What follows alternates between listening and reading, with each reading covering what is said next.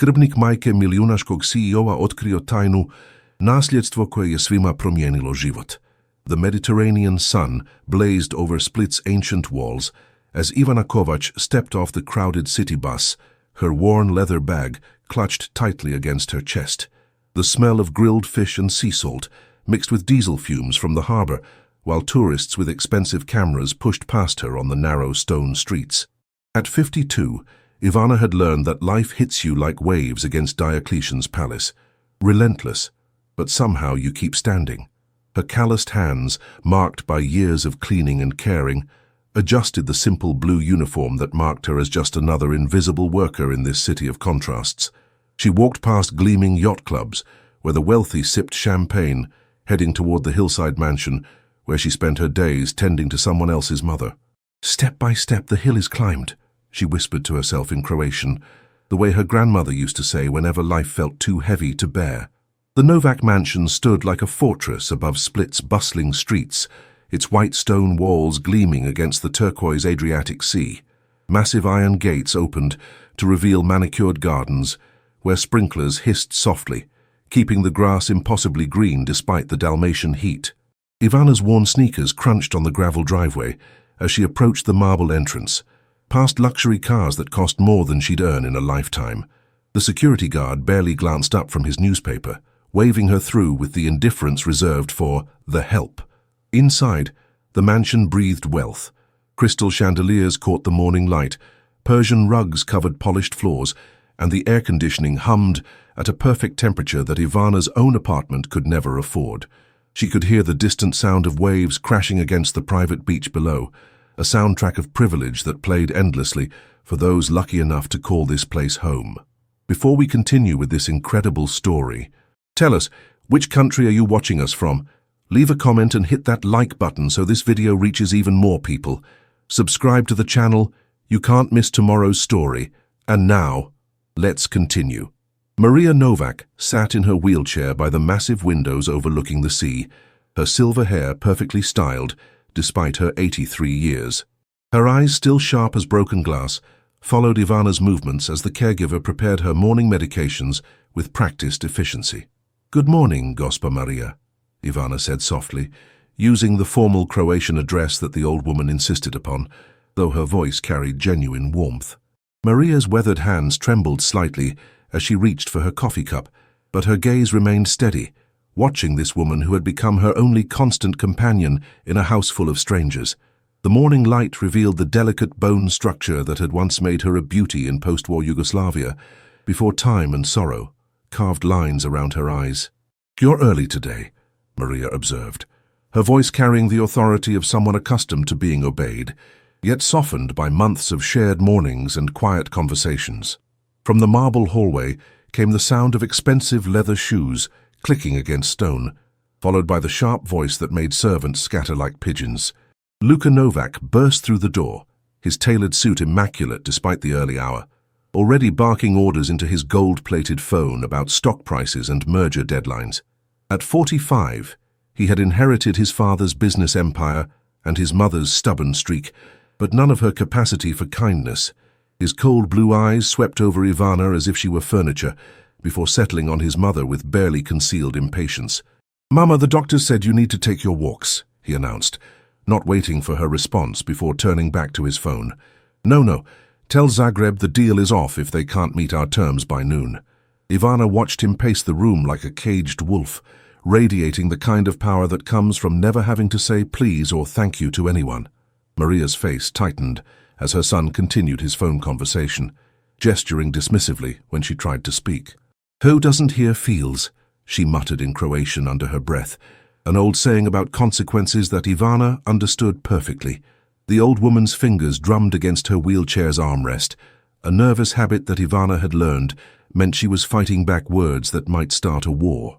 Luka's voice grew louder as he argued with whoever was on the other end of the line, his expensive watch catching the sunlight as he gestured wildly. "I don't care if it's Sunday, money doesn't sleep," he snapped into the phone, oblivious to how his mother's shoulders sagged with each harsh word. Ivana busied herself arranging flowers in a crystal vase, but her ears caught every syllable of the conversation that painted Luka as exactly the kind of man who measured everything in euros and nothing in hearts. When he finally stormed out without so much as a goodbye to his mother, the silence he left behind felt heavier than the humid coastal air. The rest of the morning passed in comfortable routine as Ivana helped Maria with her physical therapy exercises, their conversation flowing between Croatian and broken English, like water finding its path around stones. Maria spoke of Split in the old days, when the city was smaller and everyone knew their neighbors' names, when children played in the streets instead of hiding behind computer screens. "You have good hands," the old woman observed as Ivana massaged her aching shoulders, the praise spoken quietly but with conviction. Through the windows they could see tourists climbing the bell tower of Diocletian's palace, their cameras flashing against the ancient stones that had witnessed empires rise and fall. The smell of lavender from the garden mixed with the salt air, creating the kind of peaceful moment that Ivana had learned to treasure in this house, where money talked louder than love. "My Luca used to climb that tower when he was small," Maria added wistfully, her eyes following the distant figures, "before he learned that looking down on people was easier than looking up at dreams." As afternoon settled over the mansion like a warm blanket, Ivana prepared Maria's lunch in the kitchen that sparkled with unused perfection.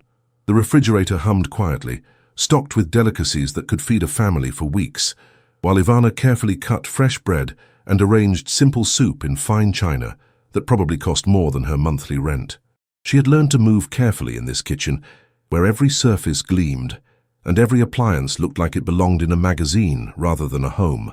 The Croatian radio played softly in the background, mixing clapper melodies with news about tourism numbers and political scandals that felt distant from this marble-wrapped world.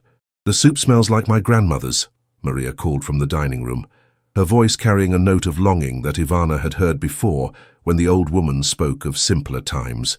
Through the kitchen window, she could see gardeners tending to roses that would bloom for an audience of one, their beauty as carefully maintained and ultimately as lonely as the woman who owned them. Evening brought the familiar ritual of helping Maria prepare for bed, a process that had become as natural as breathing over the months they'd spent together.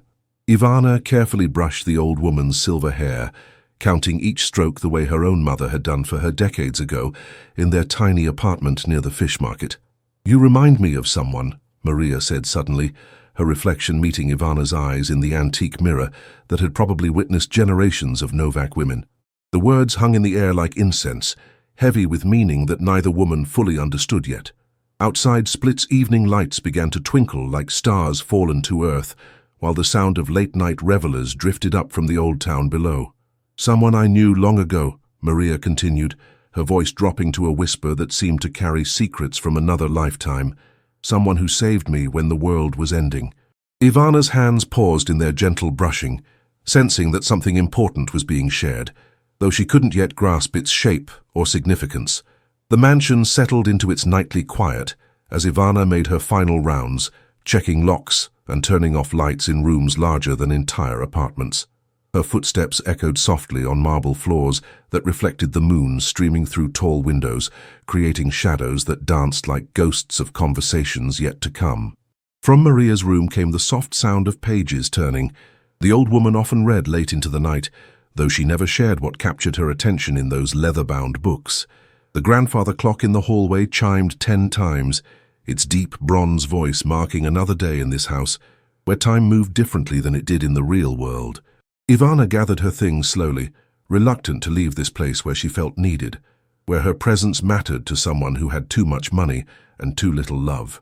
As she walked toward the front door, she didn't notice the way Maria's bedroom light stayed on longer than usual, or how the old woman sat staring at a small wooden box, hidden beneath layers of silk scarves in her dresser drawer.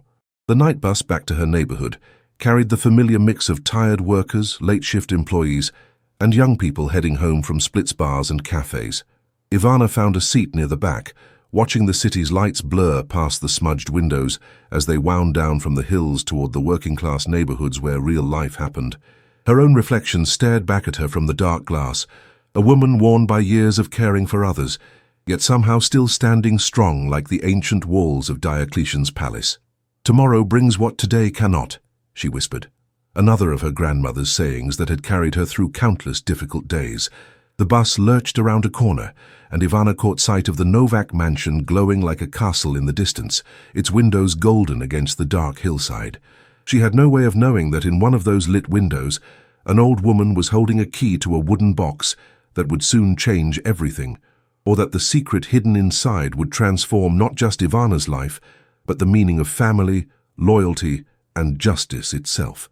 The next morning arrived with the scent of pine and sea salt carried by the Bura wind that swept down from the mountains, rattling windows and bending palm trees along Split's waterfront. Ivana walked through the mansion's front gates earlier than usual, her steps quickened by a restless energy she couldn't quite name. The security guard looked up from his morning coffee, offering a rare nod of acknowledgement that felt almost friendly after months of being invisible. Inside the marble foyer, the grandfather clock's pendulum swung with mechanical precision, marking time in a house where minutes stretched like hours for those who had everything except what mattered most. Maria was already awake, sitting by her window with a cup of untouched tea growing cold in her hands, her gaze fixed on something beyond the horizon that only she could see. "You're early, child," she said, without turning around, using the Croatian word dišete that somehow sounded more intimate than any formal greeting. "Couldn't sleep either?" The question hung between them like morning mist, suggesting that both women had spent the night wrestling with thoughts too big for dreams. "Sometimes the heart knows things before the mind catches up," Maria added softly, finally turning to meet Ivana's concerned eyes with a look that seemed to carry decades of unspoken stories. The morning routine felt different today, charged with an undercurrent of anticipation that neither woman acknowledged directly. As Ivana helped Maria with her exercises, the old woman's movements seemed more deliberate, her conversation more pointed, as if she were testing the strength of a bridge before crossing it. "Tell me about your family," Maria said suddenly, as Ivana massaged her shoulders, the request coming out of nowhere like summer lightning. "My grandmother used to say that blood is thicker than water, but sometimes chosen family runs deeper than blood." Ivana's hands paused in their gentle kneading, surprised by the personal turn in their conversation. "I never knew my father," she answered honestly, her voice barely above a whisper. "My mother raised me alone after the war, working 3 jobs to keep us fed." Maria nodded slowly, as if filing away each detail in some internal catalogue of importance. "And your mother's name?" she pressed gently, though something in her tone suggested she might already know the answer. "Anna Kovac," Ivana replied, puzzled by the intensity in the old woman's eyes. By midday, the mansion had filled with the sounds of Luca's business empire in motion, phones ringing in his home office, assistants scurrying through hallways with folders and laptops, the constant hum of money being moved and deals being struck. From her position in Maria's sitting room, Ivana could hear fragments of heated conversations about quarterly reports and hostile takeovers, Luca's voice rising above the others like a general commanding troops.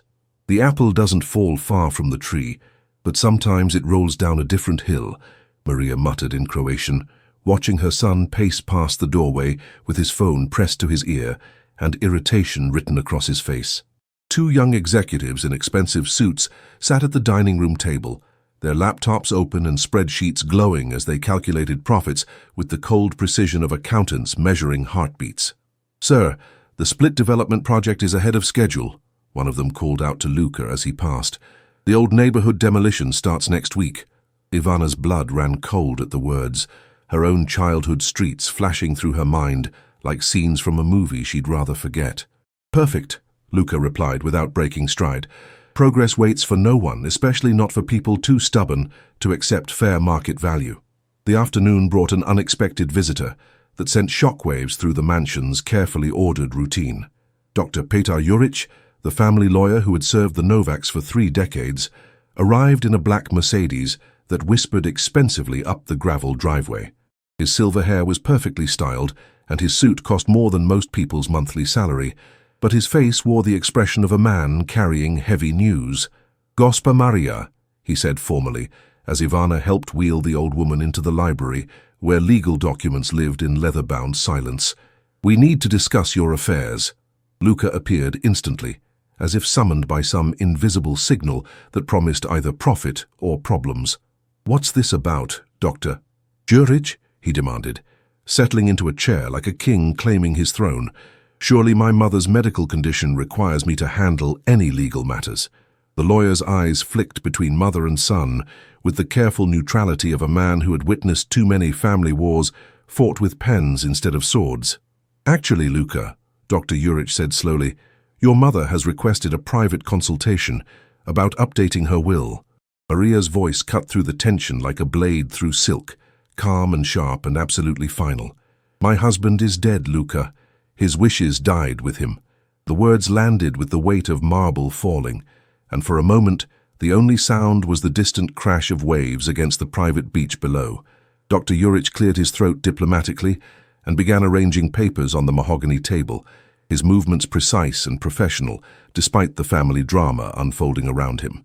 Perhaps we could discuss this privately, Gospa Maria, he suggested, glancing meaningfully at Luca, whose face had turned the color of a summer storm. Luca shot to his feet like a puppet, jerked by angry strings, his expensive suit rumpled with frustration and disbelief. Mother, you're not thinking clearly. Not. The stress of your condition. My mind is as sharp as the day I buried your father, Maria interrupted, her voice carrying the authority of a woman who had survived war, loss, and decades of disappointing son's behavior. Ivana, please prepare tea for Dr. Juric. Luca, you have meetings to attend. The dismissal hung in the air like incense, formal and absolute. A short pause in our story.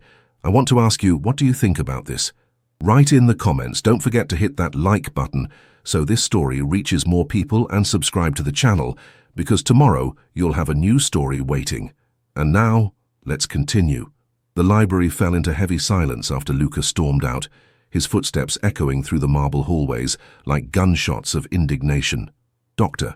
Juric opened his leather briefcase with practiced efficiency, removing documents that rustled like autumn leaves in the air-conditioned quiet. Now then, Gospa Maria, he said gently, his voice carrying the patience of a man accustomed to family secrets and late-night confessions. What changes did you want to discuss? Maria's eyes found Ivana, who was arranging teacups with trembling hands, trying to make herself invisible while her world tilted on its axis. First, I want to know about the old neighborhood development, Maria said firmly. The one Luca mentioned, the properties near the fish market. Dr. Juric's eyebrows rose slightly as he shuffled through his papers, finding the relevant documents with the speed of long practice. Ah yes, that's one of Technova's subsidiary projects. Quite profitable, actually. They're buying up the old residential area to build luxury condominiums. The words hit Ivana like cold water, her childhood home and neighbors' memories reduced to line items on a corporate spreadsheet. That evening, after Dr. Juric had departed with promises to return with updated documents, Maria asked Ivana to stay later than usual. The mansion settled into its nightly rhythm as servants finished their duties and security guards began their rounds, but something felt different, as if the very air was holding its breath. "Help me to my bedroom," Maria said quietly, though her tone carried an urgency that made Ivana's pulse quicken. "There's something I need to show you." They moved slowly through hallways lined with family portraits, stern-faced ancestors who had built fortunes and lost them, survived wars and witnessed the birth of modern Croatia. Maria's bedroom was a sanctuary of soft fabrics and gentle lighting, dominated by a massive four-poster bed that had probably sheltered generations of Novak family secrets. "Close the door," Maria instructed, her voice dropping to barely above a whisper. "What I'm about to show you must stay between us, at least for now." Outside, Split's evening lights twinkled like fallen stars, while inside this elegant room, two women prepared to uncover truths that had been buried for decades. Maria's weathered hands trembled as she opened the bottom drawer of her dresser, pushing aside layers of tissue paper and silk scarves that smelled of lavender and old secrets. From the very back, she withdrew a small wooden box, its surface worn smooth by decades of handling and carved with initials that time had softened, but not erased. "This belonged to my dearest friend," she said softly, her voice thick with emotion that seemed to rise from somewhere deep in her chest. "A woman who saved my life when the world was burning around us." Ivana knelt beside the wheelchair, her breath caught in her throat as Maria's fingers worked the small brass latch with reverent care. The box opened with a tiny creak, revealing yellowed photographs, handwritten letters tied with faded ribbon, and official documents bearing stamps and seals from a Yugoslavia that no longer existed.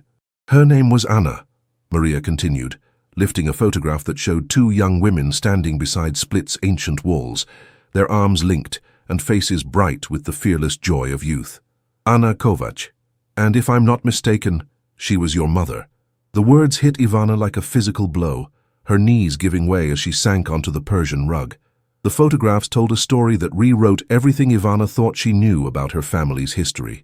Image after image showed Anna and Maria together, picnicking in the hills above Split, dancing at what looked like a wedding, holding babies who must have been their children in those optimistic years before everything changed. We were like sisters, Maria explained, her fingers tracing the edges of the photographs with the care of someone handling sacred relics.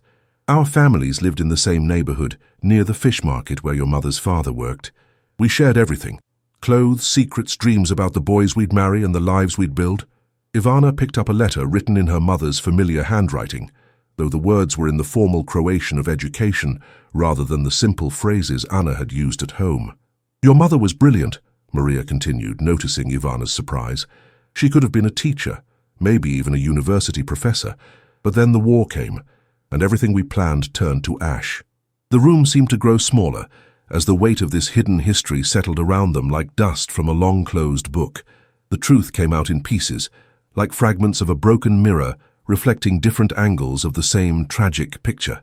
During the war, Anna and Maria had worked together as volunteer nurses, tending to wounded soldiers and civilians in improvised hospitals that moved from building to building as the fighting shifted through Split's ancient streets. Your mother saved my life, Maria said simply, her words carrying the weight of absolute truth. A bomb hit the school where we were treating patients. I was trapped under rubble, my legs crushed, certain I would die there among the screaming and the smoke. Ivana's hands shook as she held a commendation letter signed by military officials, praising Anna Kovac for her courage under fire and her skill in saving lives when trained doctors were nowhere to be found. Anna dug me out with her bare hands, carried me 6 blocks to safety, while shells fell around us like deadly rain. She stayed with me for 3 days, while I hovered between life and death, forcing water between my lips and changing my bandages when the nurses had run away. The photographs showed Maria in a hospital bed, Anna sleeping in a chair beside her, both women aged beyond their years by experiences no young person should have endured. The letters revealed the rest of the story in Anna's own words, written in careful Croatian during the desperate years after the war, when survivors struggled to rebuild their lives from nothing. Dear Maria, the first letter began, I hope this finds you well and happy in your new life. I heard about your engagement to the Novak boy, and I'm so proud that you found love after all we've been through. Ivana's voice cracked as she read aloud, her mother's words bridging decades of separation like a voice from beyond the grave. The letters chronicled Anna's struggles as a single mother, working multiple jobs to support her daughter while hoping for better days that never seemed to come. I named her Ivana, one letter read, after your grandmother who was so kind to us during those dark days.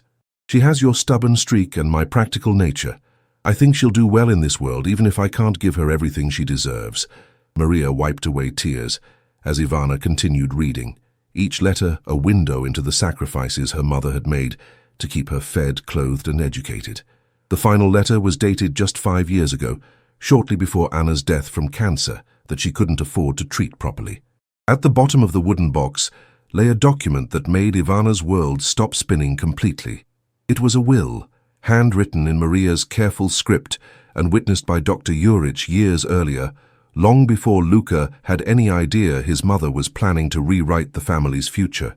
I, Maria Novak, being of sound mind and body, the document began in formal legal language, do hereby bequeath 50% of my estate to Ivana Kovac, daughter of Anna Kovac, in recognition of a debt that can never be fully repaid. The words swam before Ivana's eyes as she struggled to comprehend their meaning, her mother's loyalty finally being answered from beyond the grave. This isn't possible, she whispered, her voice barely audible above the sound of her own heartbeat. I can't accept this. It belongs to your family, to Luka. Maria's laugh was bitter as winter wind, her eyes flashing with a fire that reminded Ivana where Luka had inherited his stubborn streak. Luka has forgotten what family means, she said firmly. He sees people as assets to be managed, problems to be solved, numbers on a balance sheet. The implications hit Ivana like waves crashing against Split's seawalls, each realization larger and more overwhelming than the last.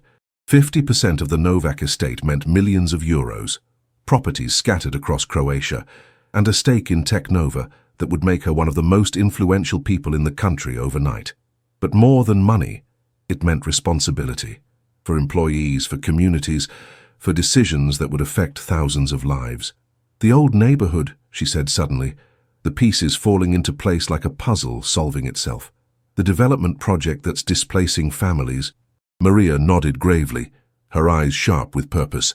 "With your share of Teknova, you'd have enough voting power to stop that project, to protect the place where both our mothers grew up."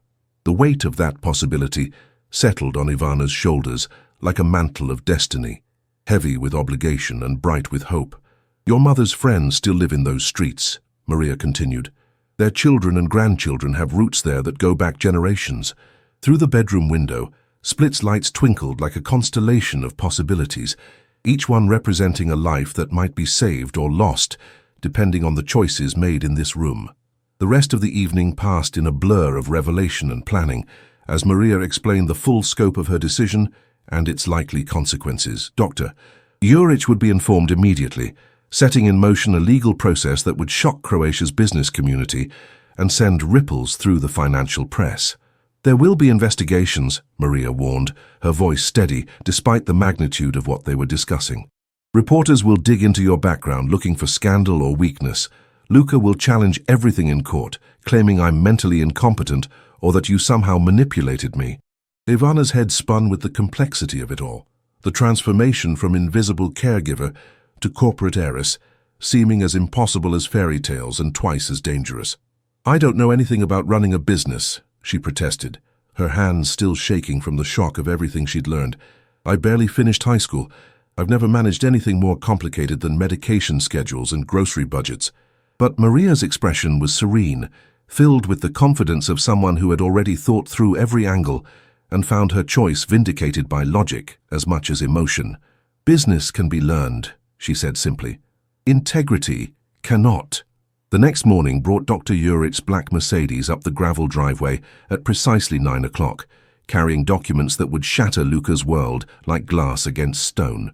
In the library, surrounded by leather-bound books that had witnessed generations of Novak family business, the lawyer cleared his throat and began reading Maria's will in the formal tone that legal proceedings demanded. "To my son Luca, I leave the family home and 25% of my holdings," Dr. Juric announced, his voice steady despite the earthquake he was unleashing. "To Ivana Kovac, daughter of Anna Kovac, who saved my life during the war, I bequeath 50% of my estate and controlling interest in Teknova Corporation." Luca's face went white as Split's limestone walls, his hands gripping the mahogany table as if it were the only thing keeping him upright. "This is impossible," he whispered, his voice cracking like a teenage boy's. "She's manipulated you, poisoned your mind against your own blood." But Maria's smile was as serene as the Adriatic on a calm day, her eyes bright with the satisfaction of a debt finally paid. "Blood means nothing without honor, my son. And honor is something you forgot long ago when you started measuring people's worth in euros instead of humanity." The words hit Luca like physical blows, each syllable stripping away another layer of the entitlement he'd worn like armor his entire life. Within hours, news of the inheritance had spread through Split's business community like wildfire through dry grass, with reporters gathering outside the mansion's gates and phones ringing constantly in Teknova's offices. Luca's lawyers worked frantically to challenge the will, but Dr. Juric had been too thorough. Every document was witnessed, notarized, and legally bulletproof. At an emergency board meeting that afternoon, Ivana sat at the polished conference table, wearing a simple blue dress that cost less than most executives' ties, her voice quiet but unwavering as she addressed the room full of suits and skeptical faces. "The old neighborhood development project is cancelled," she announced, her words carrying the weight of majority ownership. "Those families have roots that go back generations, and profit doesn't give us the right to destroy people's homes." Luca stood at the window overlooking Split's harbor, his reflection ghost-like in the glass, as he watched his empire being reshaped by a woman he'd never bothered to learn the name of. "You don't understand business," he said desperately, turning to face the board with wild eyes. Sentiment doesn't pay salaries or fund expansion, but the board members were already calculating new realities, their loyalties shifting like tides toward the woman who now controlled their futures. "Sometimes the meek really do inherit the earth," Ivana said softly, using an old saying that her mother had whispered during their darkest days, and sometimes that's exactly what the earth needs. That evening, as Split's ancient streets filled with the golden light of sunset, Ivana walked through the old neighborhood near the fish market, where both her mother and Maria had grown up. Children played football between parked cars, while grandmothers sat on plastic chairs, gossiping in Croatian and watching their world with the satisfaction of people who had just learned their homes were safe.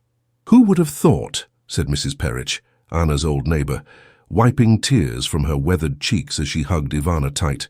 "Your mother's girl, saving us all from those rich vultures who wanted to turn our street into condominiums for tourists."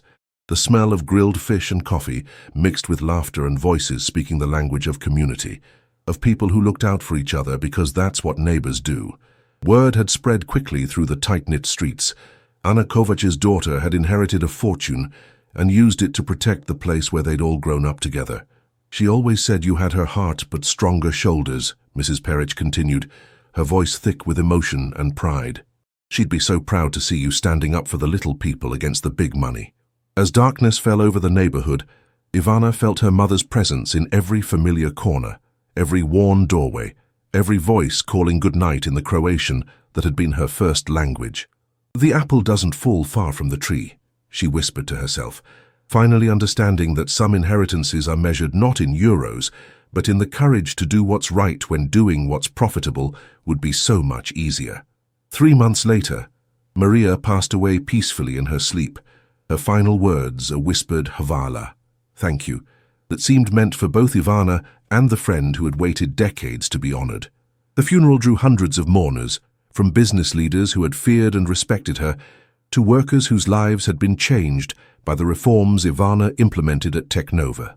Luka stood at the graveside like a man awakening from a long dream, his inheritance modest, but his education in humanity finally beginning as he watched the woman he'd dismissed as insignificant transform his family's legacy into something worthy of respect. The old neighborhood thrived under protection, its children growing up secure in homes their grandparents had built, while Teknova's profits actually increased under ethical leadership that proved kindness and business success weren't mutually exclusive. Standing beside Maria's grave as the last mourners departed, Ivana felt the weight and warmth of a promise kept, a debt repaid, and a future secured for people who had never expected anyone to fight for them. "Rest well, my friend," she said softly in Croatian, placing a bouquet of lavender on the marble headstone. "Your Anna's daughter will take good care of what you've given her." The Adriatic breeze carried her words across Split's ancient stones, where 2 women's friendship had survived war, separation, and death, to finally bloom into justice that would protect generations yet to come. If this story touched you or made you think, hit that like button and write in the comments what made the biggest impression on you. We want to hear your thoughts. Don't forget to subscribe to the channel. Thank you, and see you in the next story.